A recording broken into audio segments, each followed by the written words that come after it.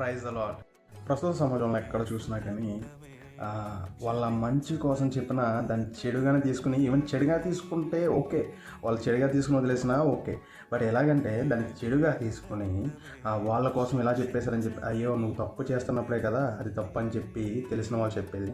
So ఎక్కడైనా కానీ మనం ఎక్కడ చూసినా కానీ ఎలా ఉన్నదంటే దానికోసం పగలు ప్రతీకారాలు అని చెప్పి వాడికి నేదోటి చేసేయాలి, వాడిని ఏదోటి చేసి తీరాలి అని చెప్పి ఇటువంటి మనస్తత్వంలో చాలామంది ఉంటున్నారు. వద్దురాయి అన్నా కూడా వచ్చేసేవి ఏంటంటే ఫోన్ ఓపెన్ చేయగానే ఇవే వీళ్ళ రీల్స్ ఉంటాయి. ఎలా ఉంటాయి, మన దేవుడి విషయమే మనం ఏమన్నా చూస్తున్నప్పుడు వద్దన్న వచ్చేస్తూ ఉంటాయి. అరే నువ్వు నాకు ఇలా చేసావరా, నేను చూస్తా రేపు నీ సంగతి ఏంటో, నా సంగతి అయిపోయింది అనుకున్నావేమో, ఇలాంటివి ఇంకా రకరకాల వేరియేషన్స్లో ఎంతసేపు కూడా వాడి మీద పగ తీర్చుకోవాలి, లేదంటే వాడిని ఏదో చేసేయాలి, ఇటువంటి ఉద్దేశంతో వీడియోస్ ఎక్కువగా మేక్ చేస్తున్నారు. ఇంకొకటి ఏంటంటే ప్రస్తుత సమాజంలో జరుగుతుంది కూడా ఇది.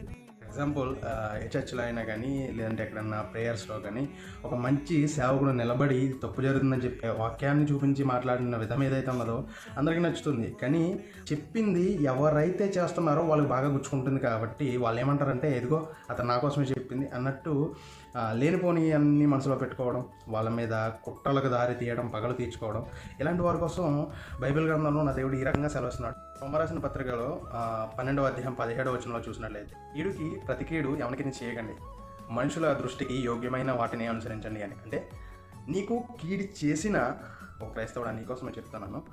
క్రైస్తవులు అని చెప్పుకుంటున్నారు కదా, దేవుణ్ణి ఫాలో అవుతున్నానని చెప్తున్నారు కదా, ఇంకా యథార్థంగా నీతిమంతులుగా జీవిస్తున్నానని చెప్తున్నారు కదా, మీకోసమే చెప్తున్నాను. ప్రత్యేకించి కీడు నీకు జరిగిన ప్రతి కీడు నువ్వు చేయకూడదంట.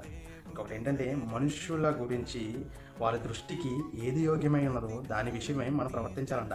అంతేకాకుండా 18వ వచనంలోకి వెళ్తే సఖ్యమైనంత వరకు సమస్త జనులతో సమాధానం కలిగి ఉండాలి అని చెప్పి ఉంటుంది. అంటే నీ పట్ల ఎంత కీడు జరిగినా నువ్వు కీడు చేయడానికి ఎంత మాత్రము మళ్ళీ ఆలోచన అంటూ పెట్టుకోకూడదు. ఎందుకంటే దేవుడు ఉన్నాడు, ఆయన చూసుకుంటాడు. అది కూడా ఎలాగంటే వాళ్ళ క్రియల బట్టి వాళ్ళకి ప్రతిఫలం ఉంటుంది. దాని గురించి నువ్వు వరి అయిపోయి నీ సమయాన్ని అనవసరంగా వాళ్ళ విషయమే వృధా చేయకూడదు.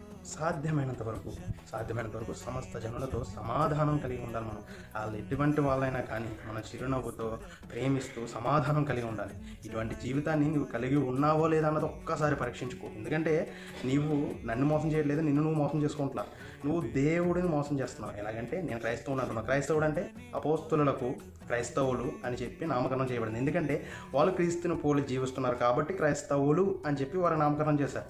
మరి క్రైస్తవులు అని చెప్పుకునే మీరు వారిని పోలి జీవిస్తున్నారా అన్నది ఒకసారి గమనించండి, చెక్ చేసుకోండి. మీ యొక్క నిత్య జీవానికి మార్గాన్ని ఇప్పుడే వెతకండి. Thank you. Praise the lord.